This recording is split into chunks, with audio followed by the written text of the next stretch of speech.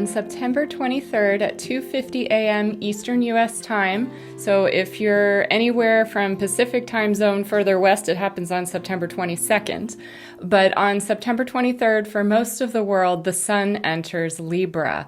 Now, this is always a big deal each year because it's one of the equinoxes. In the Northern Hemisphere, it'll be an autumnal or fall equinox, and in the Southern Hemisphere, vernal or spring equinox. So that happens every year, but this year it's extra karmic and extra intense because of several converging factors. The biggest factor is that the North Node is currently in Aries and the South Node is in Libra, which means that anything moving through Libra at this time of year is going to start pinging the South Node. That makes it extra karmic. That brings up the intensity of things that need to be released, especially things related to old relationships, old partnerships, codependence, maybe old peace agreements that don't quite work anymore. All of that is going to be up for review, especially those peace agreements, either between people or between countries. Those are going to be getting an extra spotlight this year because Mars entered Libra on August 27th and will remain there until October 12th. So Mars is the god of war, not particularly happy in Libra. It's the opposite sign from what Mars typically rules. And Mars is not always in Libra during Libra season. So we get a little extra intensity, extra passion as Mars moves through and kind of activates the old energies. We've also got at the point where the sun enters Libra, it quincunxes Saturn in very early Pisces. Now, the quincunx aspect, it's also called inconjunct.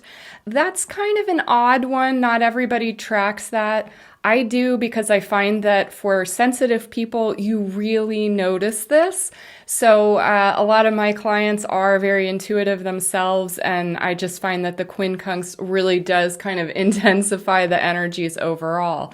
Saturn, of course, is the lord of karma, and so when we get this quincunx, 150-degree angle, it kind of tries to force us to integrate signs that on the surface have nothing in common. So Libra is a cardinal air sign, and Pisces is a mutable water sign. So on the surface, not too much in common, but we're asked to integrate that. And the way that we are going to do that is with love. So Pisces is like the higher ideal, most beautiful, unconditionally compassionate love, the highest romantic love. And Libra, of course, is ruled by Venus, the goddess of love. So that one's not so hard to integrate. And with the South Node moving backwards, retrograde, through Libra, we're already being asked to kind of look at karmic ties with other people. But it's interesting because we're getting it coming and going. So the sun comes into Libra, 0 degrees, but the South Node entered Libra in the 29-degree range. And so it's like, moving together and just telling us that we've got to look at these old patterns. We've got to look at these old relationships. So that's a big one. That's going to affect everyone, but especially if you've got anything in the cardinal signs, you're really going to feel that. Also, if you've got anything in the early degrees of Pisces, you're definitely going to feel this more than most people. So that's something to consider. We are also going to have another quincunx event, and that's in connection with the eclipse, which happens on October 14th. We've got a new moon in Libra solar eclipse on that date. I've been tracking this one for quite a while because it's likely to be extra intense. Eclipses are always more intense than just a regular new or full moon, but in this case, the eclipse happens to be quincunx Uranus and Taurus. So again, we've got that quincunx energy, that 150-degree energy. It's not quite exact, but it's very close. And so again, we're asked to integrate signs that seem like they don't have anything in common. So Libra, the cardinal air sign, and Taurus, the fixed earth sign, what do they have in common? Again, it's love, because Venus, the goddess of love, happens to rule both of those signs. So just as when the sun enters Libra and quincunxes Saturn, Lord of Karma, when we get to that eclipse later on in Libra season, we've got this Uranian influence. That's kind of like, let's break free of the karma, let's break free of the old patterns. But in both cases, that love energy is very strong and very necessary for helping us to integrate what's coming through. Another thing to keep in mind is that when Mars conjuncts the South Node, that happens on October 8th. And that happens to be the same day that Venus finally leaves Leo. Venus, again, that love theme, Venus has been in Leo for an unusually long amount of time due to a retrograde. She's actually been there since June 5th of this year, won't leave until October 8th.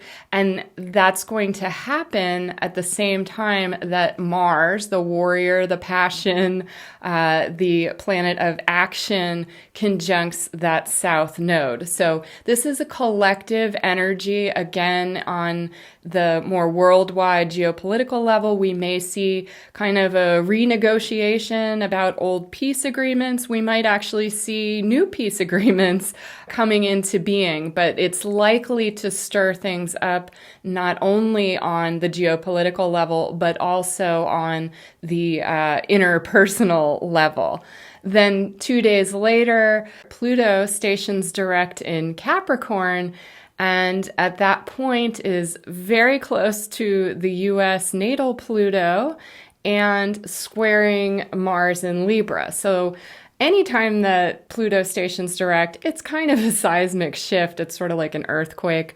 But this year, with Pluto stationing direct, squaring Mars in Libra at the time that the South Node is still kind of within orb of Mars in Libra, we're talking some pretty major stuff coming up to the surface. There could be some power struggles. Just keep in mind for interpersonal relationships that tempers are likely to be pretty hot around the 10th of October. Really, that whole mid-month time period from around, say, the 8th until like the 20th, we're talking like major energy. So just a heads up that tempers could flare. Maybe, don't be a keyboard warrior during that time, because it's just going to be much easier to trigger fights either on, the geopolitical level or the interpersonal level, especially if you've got anything in the late fixed signs. So we're looking at just a lot of intense energies, a lot of things coming up. In general, for a normal Libra season, we're looking at love, we're looking at partnerships, we're looking at relationships. Virgo can be a little bit reserved. Libra feels a little more gracious, a little more beautiful. There's a focus on the arts and harmony. But again, with that flavor, that karmic energy that's kind of running throughout the month, it's much more intense. For kind of a heads up of how this might possibly play out in terms of having that Aries North Node and Libra South Node during Libra season, look back to 2005. That's the last time that we had this particular setup with the nodes during Libra season. Another big date to look at is October 18th. That's when the sun will conjunct that South Node in Libra. Again, lots of karmic focus. It could also bring up a re-evaluation of old injustices.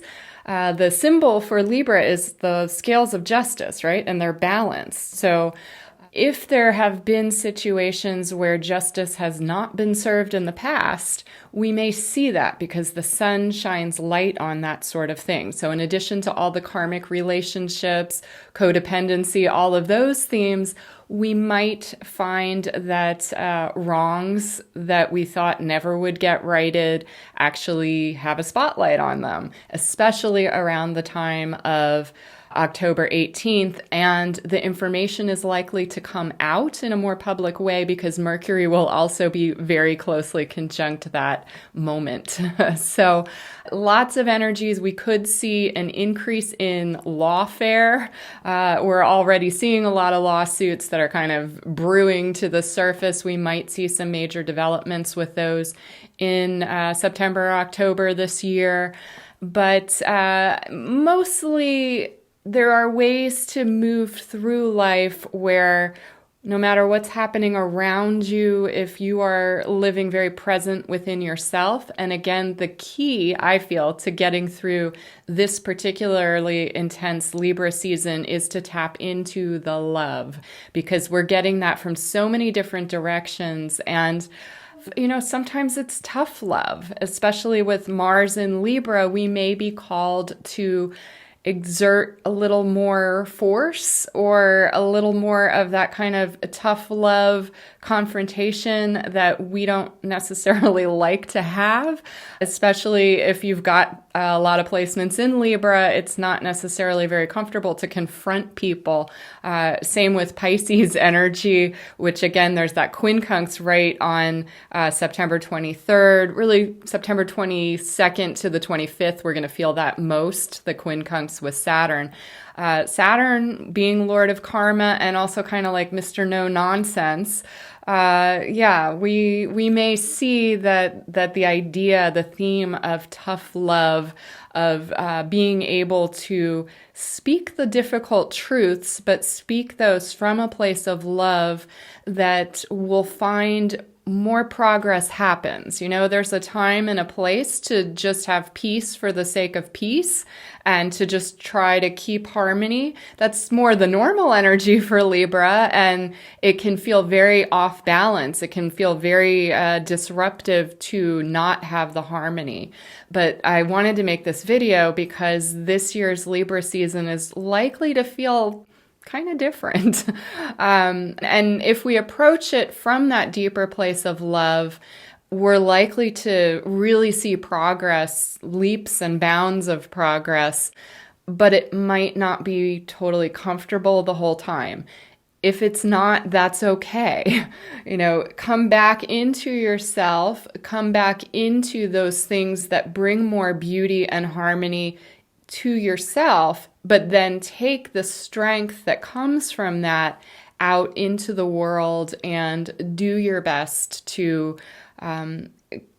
right injustices and to create more beauty and harmony without feeling like you have to just be a wallflower, without feeling like you can never have a confrontation, because we're in very intense times just in general. There's a shift happening for humanity at large, and we are each a part of that shift.